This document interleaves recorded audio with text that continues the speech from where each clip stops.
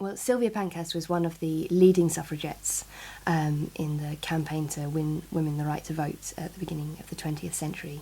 But what was particularly remarkable about Sylvia Pankhurst was the fact that she tried to get working class women really central to that fight and struggling for their own liberation in a way that a lot of the suffragette movement did not do. Her mother and older sister very much believed that middle-class women could fight on behalf of working-class women and that they should be marginalised from the struggle. Sylvia Pankhurst was in fact expelled from the organisation led by her mother and older sister for speaking on a platform alongside Irish trade unionists who were being victimised precisely because they were members of trade unions. And that's what it was distinctive about Sylvia Pankhurst's politics. And she didn't prioritise her own struggle above all others, which her mother and older sister very much did. Sylvia actually sought to link up the struggle for the vote with wider struggles against oppression, and therefore she was able to make the vote relevant to people's lives.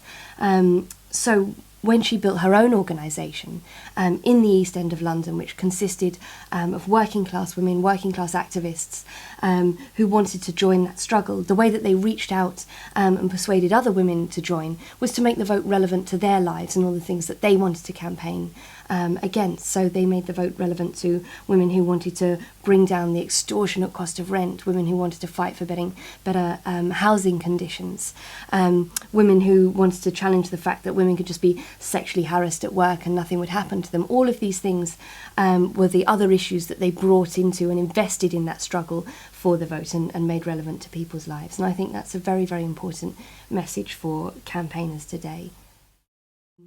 And after leading this very pioneering role in the suffragette movement, she went on to oppose the First World War. She was a champion of the Bolshevik Revolution in Russia and participated in the European communist movement, smuggling herself in small fishing boats to attend international conferences of communists and discuss and debate all of those ideas about a new way of running society at that time. She was one of the first people to identify the dangers of fascism and was drawing attention to what was going on in Italy immediately after Mussolini's seizure of power in 1922. She was also an outstanding campaigner against racism all of her life, an outstanding campaigner against imperialism as well. And the last cause in which she was engaged was fighting for the freedom of Ethiopia. So this was somebody who was always a campaigner, always an activist, and that's where she really derived her ideas from.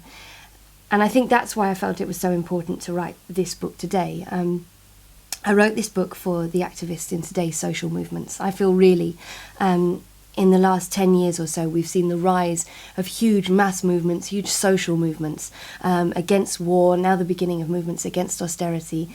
And these movements, I think, are being confronted with the same kind of dilemmas that Sylvia Pankhurst herself was confronted with. What's the role of direct action in your social movement? What do you do when the government just ignore your biggest demonstration? How can campaigners fight and win? And I felt that Sylvia Pankhurst, who was confronted with those same challenges, to write about her would be something that I hope will be very, very useful for activists and campaigners today.